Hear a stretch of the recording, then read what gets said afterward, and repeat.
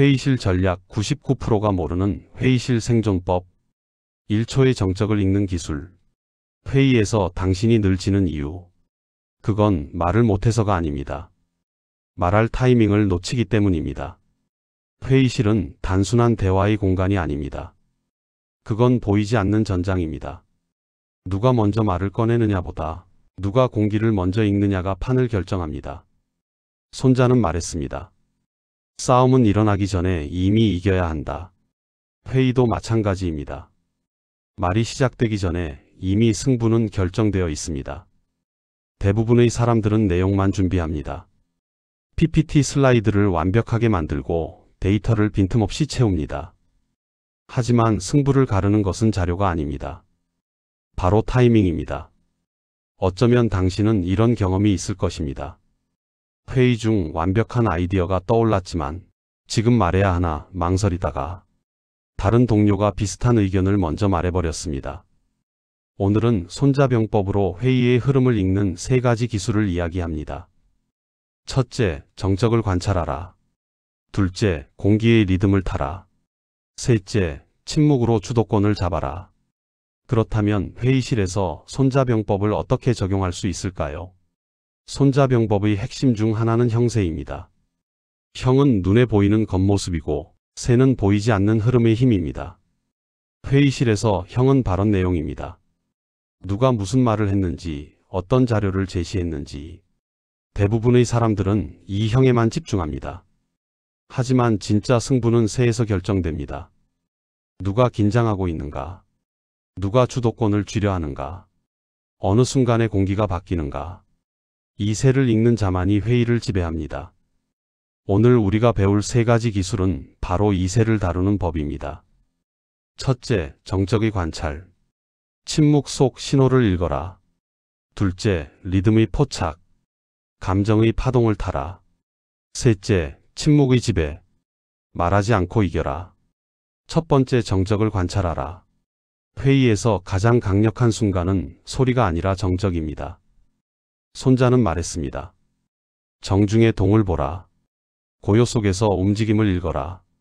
이것이 진짜 지휘관의 감각입니다. 회의가 시작되면 사람들은 먼저 의견을 듣습니다. 하지만 진짜 리더는 표정의 방향을 봅니다. 누가 눈을 피하는가? 누가 웃으며 불안해하는가? 누가 메모를 멈추는가?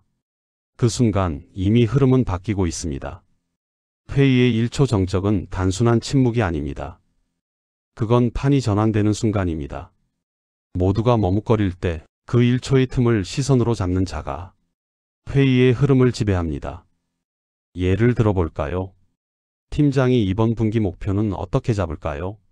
라고 물었습니다. 그 직후 1초의 정적이 찾아옵니다.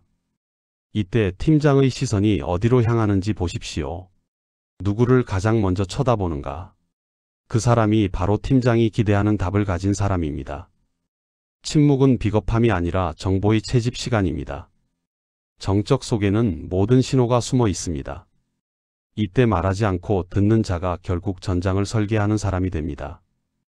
두 번째, 공기의 리듬을 타라. 손자병법에는 이런 구절이 있습니다. 천시를 얻은 자는 이긴다. 회의에서도 리듬은 천시입니다. 회의에는 항상 흐름이 있습니다. 초반에는 논리의 싸움, 중반에는 감정의 전환, 후반에는 결정의 힘이 움직입니다.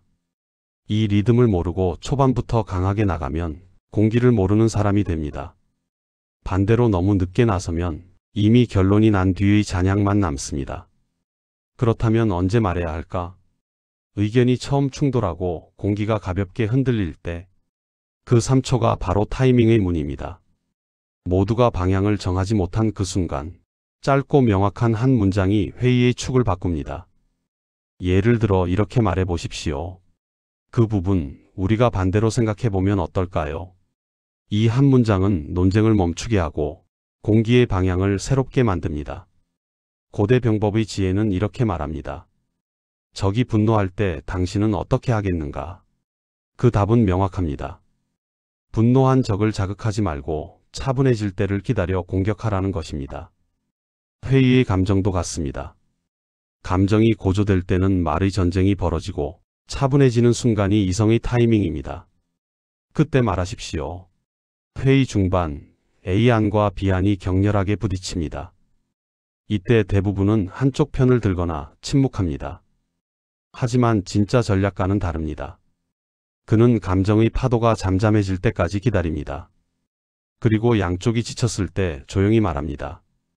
두 분 의견 모두 일리가 있습니다. A안의 속도와 B안의 안정성을 결합하면 어떨까요?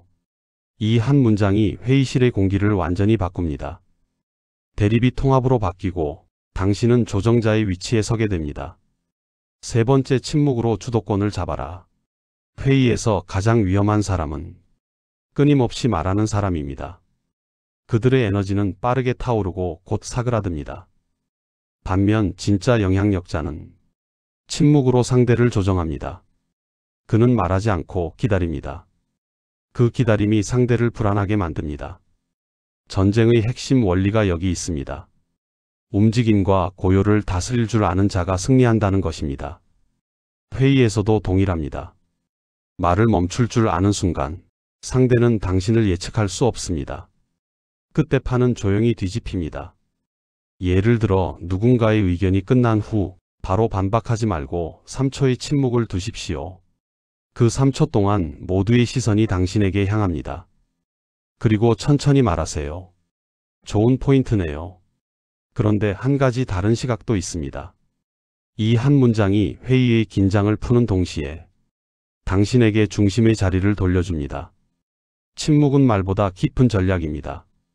즉시 반응이 아니라 지연된 반응을 통해 당신은 상대의 리듬을 교란시키고 판의 중심으로 이동합니다.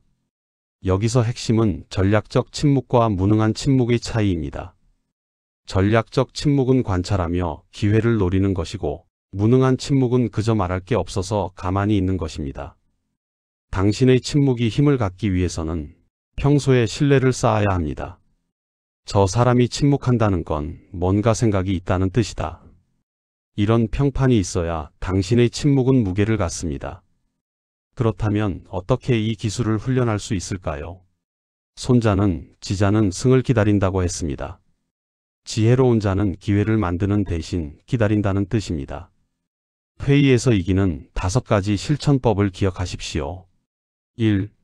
먼저 말하지 말고 먼저 읽어라. 공기를 읽지 못한 말은 칼날 없는 검입니다. 회의 초반엔 듣기가 전략입니다. 2. 정적의 길이를 두려워하지 마라. 모두가 불안해하는 그 1초를 버티는 자가 결국 판을 지배합니다. 3.